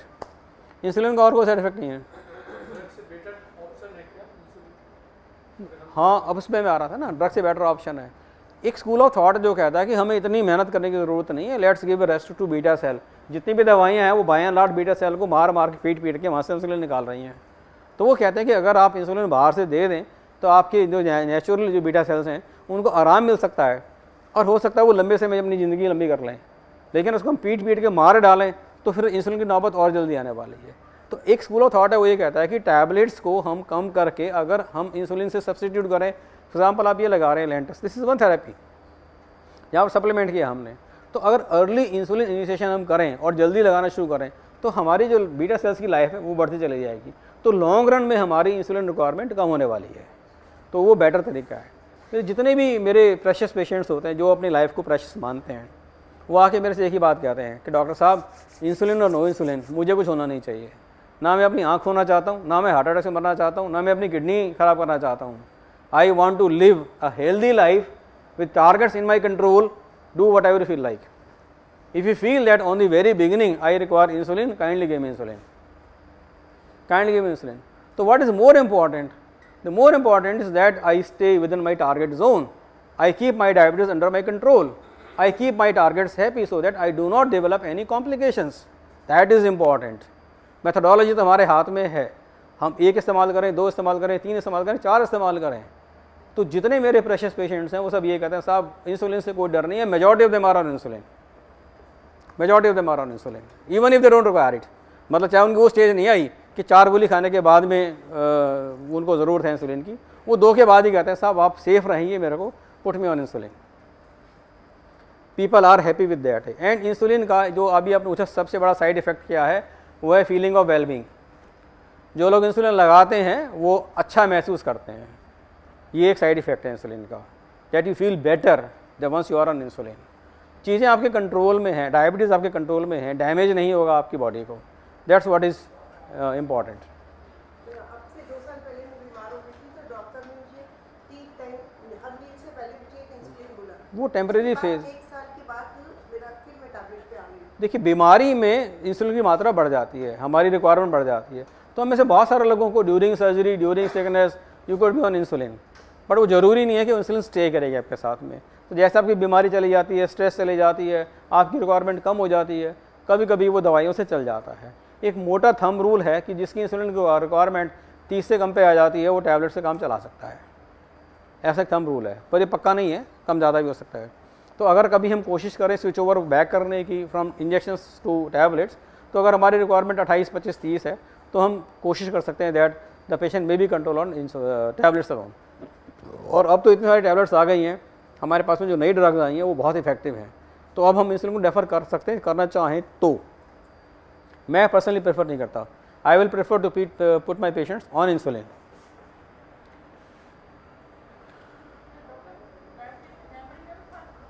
Memory पे डायबिटीज़ का ऐसा मेमोरी पे फ़र्क नहीं पड़ता है, लेकिन अगर हमारी नाड़ियाँ, डायबिटीज़ का फ़र्क पड़ता है केवल नाड़ियों पे, खून की वेसल्स पे, ब्लड वेसल्स पे, वो वेसल्स को ब्लॉक करती है। मेरी जहाँ जहाँ की वेसल ब्लॉक होंगी मेरी वहाँ प्रॉब्लम हो जाएगी। आँख की वेसल ब्लॉक, रेटिनोपैथी, हार्ट की vessel block, heart attack, brain की vessel block, brain attack, kidney की वेसल ब्लॉक, किडनी का अटैक। तो अगर मेरी लॉन्ग टर्म में ब्रेन डिजेनरेट होना शुरू हो जाता है, अर्ली डिमेंशिया सेट इन होता है, तो मेमोरी प्रॉब्लम हो सकती है, पर से डायबिटीज़ से नहीं होती, ना इंसुलिन से होती है। इंसुलिन स्टोर करने के बारे में बताता हूँ आपको। आप में से लोग इंसुलिन ले रहे हैं, कि जो सप्लाई हमको मिलती है जब हम 3, 4, 5 कार्ट्रिज खरीदते हैं तो उसको हमें फ्रिज में रखना 2 to 8 डिग्री पे। जो इस्तेमाल करने वाली वायल या इंजेक्शन या पेन है उसको हम रूम टेम्परेचर पे 28 दिन रख सकते हैं। अगर ट्रैवल कर रहे हों एयर से तो कभी भी चेक इन लगेज में उसको ना डालें, उसको अपने हैंड बैग में रखें। टेम्परेचर कंट्रोल आपके हाथ में होता है, वहाँ का टेम्परेचर आपके कंट्रोल में नहीं होता, इसलिए वो रिकमेंडेड नहीं है। हमारी देसी दवाइयों में से बहुत सारी ऐसी दवाइयाँ हैं जो करेले से, नीम से, जामुन से, मेथी से बनती हैं। उन सब का प्रभाव है और अच्छा प्रभाव है, लेकिन वो माइल्ड हैं, वो शुरू में काम करती हैं, वो शुरू में काम करती हैं। जैसे हमने बात की लाइफस्टाइल मॉडिफिकेशन की कि डाइट हमने कंट्रोल किया, एक्सरसाइज हमने कंट्रोल किया, उस फेज़ में अगर हम कोई भी देसी दवाई इस्तेमाल करते हैं तो वो इफेक्टिव काम करती है, और काम वो वैसे ही करती है जैसे कि ये बाकी ड्रग्स काम करती हैं, वो जड़ से वो भी ख़त्म नहीं करती है। तो ये चॉइस आपकी है कि आप शुरुआत में, लेकिन हर चीज़ के बाद में monitoring is important. Whatever you are taking you must monitor it, कि काम कर रही नहीं कर रही है। हम में से लोग क्या करते हैं, लाभ तेरी इंसुलिन छुड़ा के लाता हूँ, डायबिटीज़ ठीक करा के लाता हूँ, बाबा जी के पास में लेके बाबा जी ने एक बबू दी, पुड़िया दी, पाउडर दिया जी, फला जी शुक्रवार वाला दिन जी बाबा जी दवाई फ्री बांटते हैं, ठीक है जी, आप ले आओ, हाँ लिया जी, कोई बात नहीं है। अब आपको ठीक लग रहा है, हाँ जी ठीक लग रहा है। शुगर चेक वो तो मैंने की नहीं है, आप चेक करा लो 400 निकली है।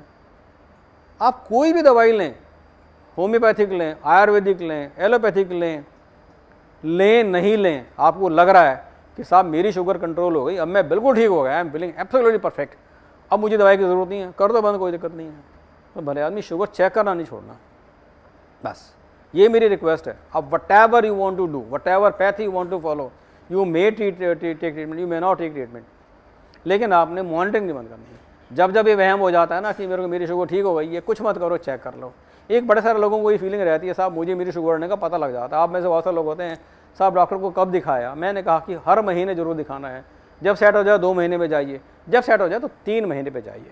अगर आपकी टारगेट्स कंट्रोल में हैं तो आपको 3 महीने में एक बार डॉक्टर से मिलना है, वंस इन अ क्वार्टर, और हर साल एनुअल चेकअप कराना है, ये मस्ट है, ये ज़रूरी है टू स्टे हेल्दी। 3 महीने तो कोई बड़ी चीज़ नहीं होती। मेरे पास बहुत सारे आप लोग आते हैं जो सब क्या दवाई खाते हैं, वही जो आपने लिखी थी, मैंने कौन सी लिखी थी, वो जो कार्ड पे लिखी हुई है, कब लिखी थी, कब दिखाया था लास्ट, 3 साल हो गए, 3 years नो चेकअप, नहीं वही खा रहा हूँ दवाई और ठीक रहता हूँ, कोई तकलीफ नहीं है। तकलीफ तो होनी नहीं है, तकलीफ तो 2 साल बाद होगी। जिस दिन आपकी किडनी बैठ जाएगी तब आपको पता लगेगा, तब मैं कुछ नहीं कर पाऊँगा। पहले 5 साल हम आपसे रिक्वेस्ट कर रहे हैं, 7 साल रिक्वेस्ट कर रहे हैं कि भाई कैसे करके शुगर कंट्रोल कर लो अपनी, तब आप नहीं मेरी बात सुन रहे हैं। 5 साल के बाद में आप मेरे हाथ जोड़ेंगे, साहब आप कुछ करो, मेरे पास कुछ करने के लिए बचेगा ही नहीं, जो होना था वो हो चुका। शुगर के शुरुआत में जितना आप टाइट कंट्रोल कर लेंगे उसके लॉन्ग टर्म बेनिफिट्स आपको मिलने वाले हैं, तो कॉम्प्लिकेशंस बाद में भी कम होगी। लेकिन अगर पहले 5 साल में आपने अपनी कॉम्प्लिकेशंस को इनवाइट कर लिया और उनको अपने घर में घुसने दिया तो बाद वाले कंट्रोल का भी फ़ायदा नहीं होता, फिर हम कुछ नहीं कर सकते। तो मेरी रिक्वेस्ट है आप खुद भी और आपके आसपास वाले लोगों से बोलें कि डायबिटीज़ पता लगने के शुरुआती दिनों में तो आपने बहुत ज़्यादा ध्यान रख के अपने टारगेट को टाइट कंट्रोल करके अपने आप को ठीक रखना है, ताकि आपकी जो जीवन है वो लंबे समय तक स्वस्थ रहे, राइट। एक और छोटी सी सजेशन मेरे आपके पास में, you must maintain a record of your treatment being taken. अब मेरे को बड़ी एट टाइम्स डिफ़िकल्टी होती है, मैं उस आपसे गोली कौन सी खाते हैं, फ़ोन लगाइए, अरे माँ से पूछ कौन सी गोली खाता हूँ, आपको नहीं पता कौन सी गोली खाते हैं, नहीं जी मुझे नहीं पता। अरे भाई आप पढ़े लिखे आदमी हैं, कुछ मत करो, कार्ड कैरी कर लो पर्स में यार, जिसमें लिखा हुआ कि जी मैं फला गोली खाता हूँ। आप you must maintain your records very well. आप एक फ़ाइल बनाइए और हर साल का आप उसमें डाटा लिखिए, इस साल मेरा पल्स कितना, ब्लड प्रेशर कितना, वेट कितना, HbA1c कितना, लिपिड्स कितना, ये करके, और मैं कितने ढंग से अपने आप को मेंटेन कर सकता हूँ, because you to live with diabetes, इसके साथ ही रहना है। इसको जितना हम समझ लेंगे, जितना काबू कर लेंगे, उतना ही हमारी जो सेहत है आने वाले 50 सालों में ठीक रहने वाली है। एवरेज लाइफ ऑफ डिटेक्शन उसकी डायबिटीज़ में 40 ईयर्स है, 40 साल में आपको पता लगा 60 साल जीना है, और 100 ईयर्स हमारी एक्सपेक्टेंसी है, लाइफ एक्सपेक्टेंसी। मैं ऐसा मानता हूँ हमें से हर आदमी को 100 साल जीना है, और 40 में हमें डायबिटीज़ पता लगी तो 60 साल के जीवन को ठीक रखने के लिए तो जो मेहनत करनी है, हम बाकी काम भी तो करते ही हैं ना, जिसमें हमारा इंटरेस्ट है, चाहे वो मकान बनाना हो, चाहे वो शादी करनी हो, या वो पैसा कमाना हो। तो अगर पहला सुख निरोगी का आया, अगर मेरा शरीर स्वस्थ रहने वाला नहीं है तो ये सब बेकार है, जो कुछ भी मैं कर रहा हूँ ये किसी काम आने वाला नहीं है। अगर मेरी सेहत ठीक नहीं है तो मैं जीवन के किसी भी चीज़ का आनंद नहीं उठा सकता। तो सबसे पहले हम ये प्रण करें कि हम अपने शरीर को, जो आज किसी वजह से कॉम्प्रोमाइज़ हो गया है, उस कॉम्प्रोमाइज़ को विन ओवर करके हम अपने शरीर को आने वाले 60 सालों के लिए ठीक रखेंगे, बढ़िया रखेंगे, ऐसा मेरा मानना है। अगर एक बार हमने ये तय कर लिया तो रिवर्स इंजीनियरिंग से उसके लिए क्या करना होगा, साहब मुझे स्वस्थ रहना, उसके लिए क्या करना होगा, शुगर कंट्रोल करेंगे, उसके लिए क्या करना होगा, डाइट, उसके लिए क्या करना होगा, ये फिर कभी परेशानी नहीं आएगी, कभी मन में नहीं आएगी कि मैं कैसे अपने आप को पेनलाइज कर रहा हूँ।